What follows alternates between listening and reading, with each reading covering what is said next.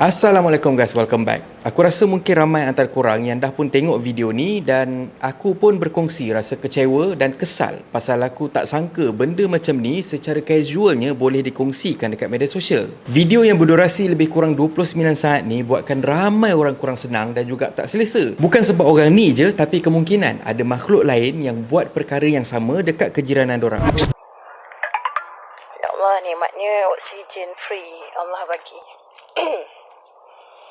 Setiap pagi, rutin harian, kita kena ambil oksigen juga dekat luar. Yang penting janganlah dekat-dekat dengan orang. Okay, kita buat 10 kali dari sini sampai ke ujung, patah balik, dah cukup.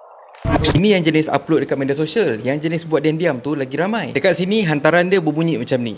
Individu tersebut mengatakan bahawa pesakit yang positif perlukan oksigen dari luar rumah kerana ianya percuma dari Allah SWT.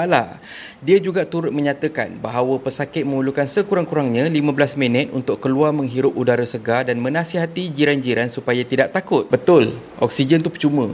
Bodoh tu pun percuma juga. Dan lagi teruk daripada bodoh ialah kemungkinan kau jadi pembunuh tanpa kau sedar. Benda macam ni tak boleh nak tolerate, terutamanya bila aku ada kawan yang kena COVID-19 pasal manusia-manusia yang macam ni. Kalau korang nak tahu, ini adalah antara cara macam mana COVID-19 boleh merebak secara sporadik.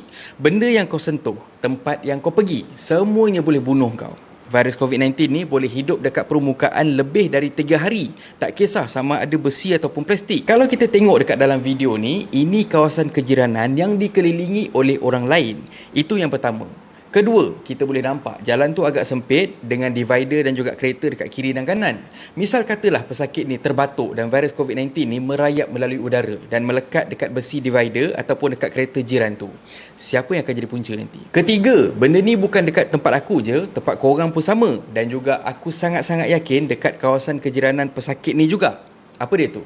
Budak-budak jenis tak faham bahasa yang keluar merayap, yang keluar melepak dekat tepi jalan ataupun merata-rata kejiranan kita. Diorang pergi dekat tempat pesakit COVID-19 tu, diorang melepak dekat divider, diorang bersandar dekat kereta tu sebagai contoh. Dan bagi tahu aku, apa kemungkinan yang boleh jadi? Minta maaf cakap lah, tapi sebenarnya aku paling benci sebab awal tu kau sebut tu memang sedap. Kau bersyukur dekat Allah SWT, tapi dalam masa yang sama, apa yang kau buat ni sebenarnya bakal menyusahkan orang lain. Kalau tak ada kes, Alhamdulillah. Tapi itu tak bermaksud yang kita tak perlu berhati-hati dan kita boleh rasa lega. Kalau tengok, dia bukan duduk dekat rumah flat atau kondo. Jadi tak ada masalah kalau kata dia nak ambil angin dekat laman rumah dia.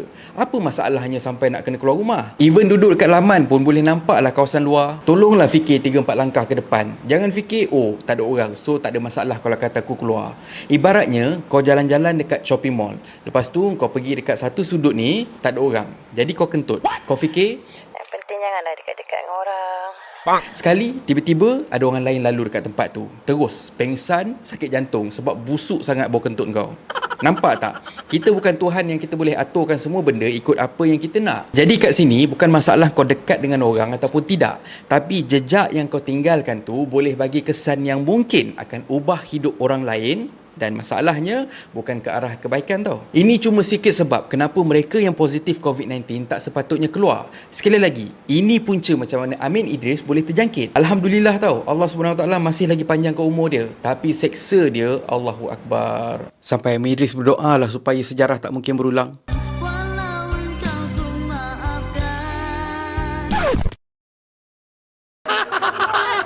Aku harap siapa yang tengah kuarantin, tak kisahlah dekat rumah ke dekat mana ke ataupun positif COVID-19, korang tengok video ni tolonglah faham kenapa kita tak bagi keluar rumah. Jangan sampai nanti korang menyesal semua hidup sebab korang jadi punca kenapa orang terseksa atau hilang nyawa. Hai kata pepantun, akal memang diberi percuma, tapi ramai lupa guna. Konon bijak bila bicara, tapi benak berjela-jela.